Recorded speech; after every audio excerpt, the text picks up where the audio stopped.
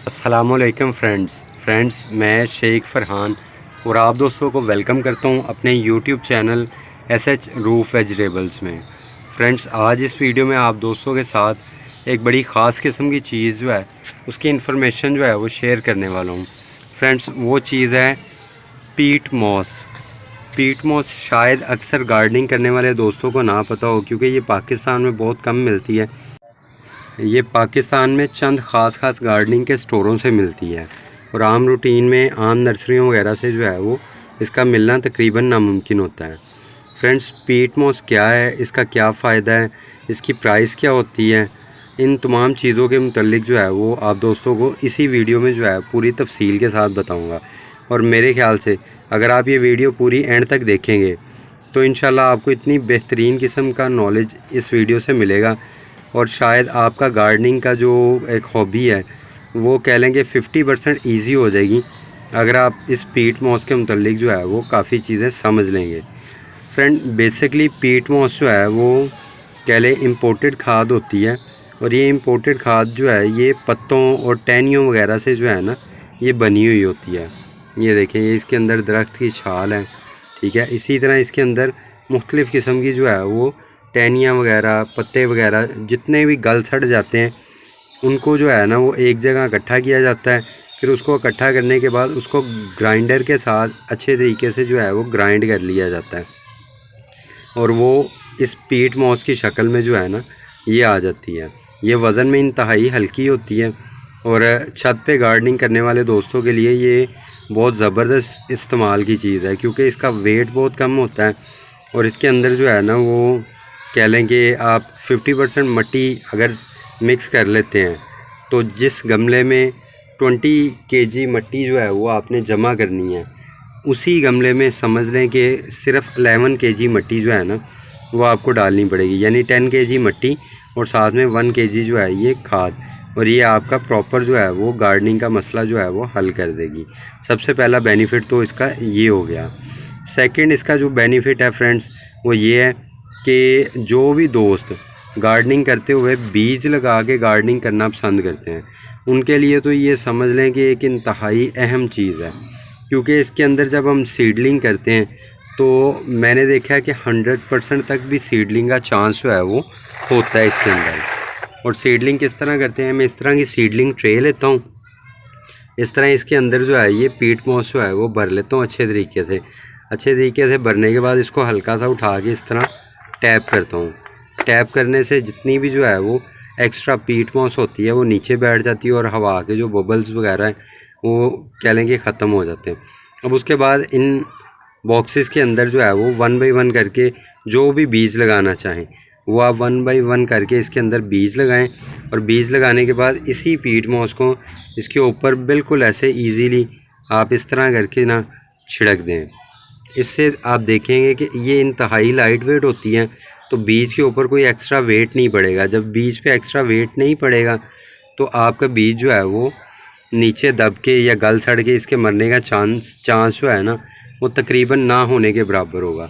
Second یہ کہ اس پیٹ موس کی ایک خاص قسم کی جو ہے وہ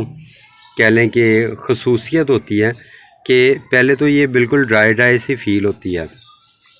لیکن جب آپ اس کو جو ہے وہ ایک دفعہ اچھے طریقے سے گیلا کر دیتے ہیں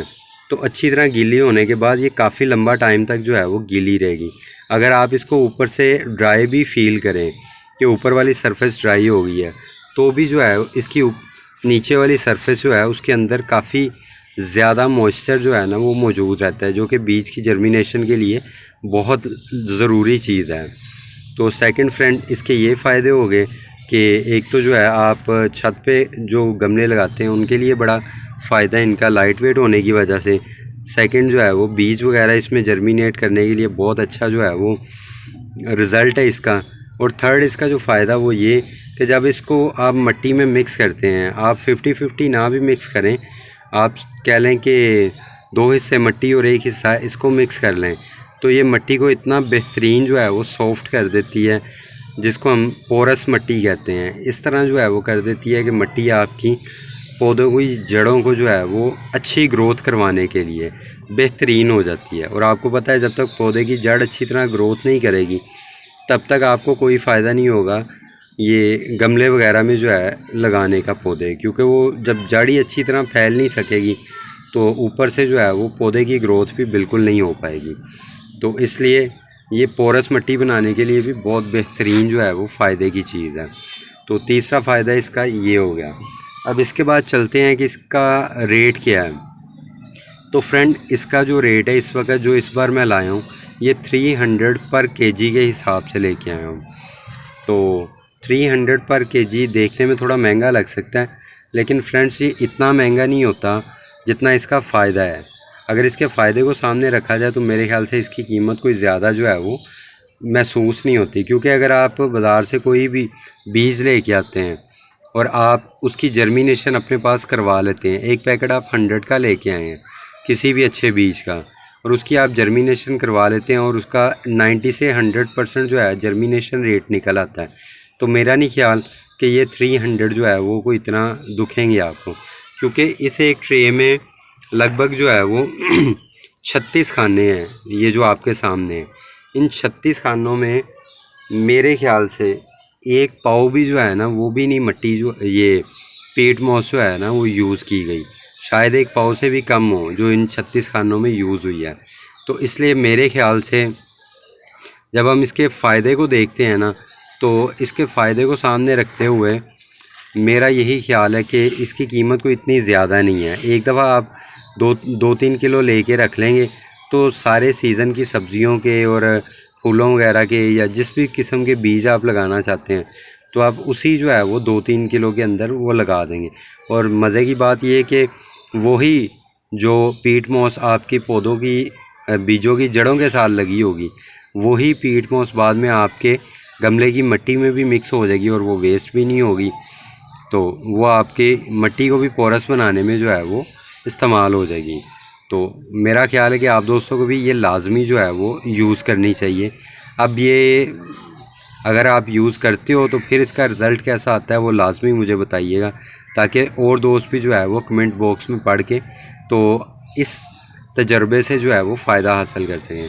अच्छा, अब ये मिलती कहाँ से है ये भी मैं आपको 1-2 जगह बता देता हूँ। तो उसके लिए सबसे बेहतरीन जो है ना वो तरीका सर्च करने का कि ये कहाँ से मिलेगी वो ये है कि आप लोग नेट पे अपने घर के करीब गार्डनिंग शॉप्स जितनी भी हैं उनको सर्च करें, गूगल मैप पे सर्च करें gardening shops near to me. जब आप उनको सर्च करेंगे तो उसके अंदर आपको जितनी भी अपने घर के करीब गार्डनिंग की शॉप्स मिलें, वैसे वो इतना करीब नहीं मिलेंगी, 8-8 10-10 किलोमीटर के फासले पे भी हो सकती हैं। तो खैर जो भी आपके घर के करीब हों जहाँ तक आप आसानी से जा सकें, तो आप उन गार्डनिंग शॉप्स के नंबर वहीं पे गूगल मैप पे ही आपको मिल जाएंगे। आप उनसे कॉल करके तो उनसे पूछ सकते हैं कि क्या आपके पास इम्पोर्टेड पीट मॉस मौजूद है, उसका रेट वगैरह सारा कंफर्म आप उनसे कर सकते हैं फ़ोन पे ही। और अगर वो जो है आपको होम डिलीवरी दे रहे हैं तो आप उनसे होम डिलीवरी ले सकते हैं, अगर नहीं दे रहे और आप जाके ला सकते हैं तो आप जाके भी उनसे ले आइएगा। तो मेरे ख्याल से ये सबसे इजी तरीका था आपको समझाने का कि आप कहाँ से पीट मॉस जो है वो परचेज़ कर सकते हैं। वैसे मैंने जो है ये गुजरांवाले से परचेज़ किया है, गुजरांवाला शेखपुरा मोड़ पे जो है वो ये सीडलिंग वगैरह की और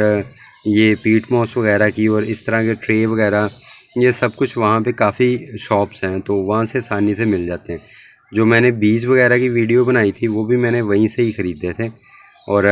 100 रुपीज़ पर पैकेट जो है वो ख़रीदा था और कुछ पैकेट्स 50 रुपीज़ पर पैकेट भी था। मैं उस वीडियो में बताना भूल गया था, तो खैर आप वो वीडियो भी देखिएगा, आपको पता चलेगा कि कौन कौन से बीज जो है वो इसके फूलों के और कौन कौन से बीज सब्जियों के मैं आने वाले ब्रीडिंग सीज़न आने वाले सर्दियों के सीज़न में जो है वो लगाने वाला हूँ। तो अगर आप दोस्तों को आज की वीडियो अच्छी लगी है और आप गार्डनिंग से रिलेटेड मज़ीद इन्फॉर्मेशन हासिल करना चाहते हैं तो आप लाजमी तौर पे इस वीडियो को लाइक कीजिएगा, चैनल को सब्सक्राइब कीजिएगा और आल के बटन पे लाजमी प्रेस कर लीजिएगा। शुक्रिया, अल्लाह हाफिज़।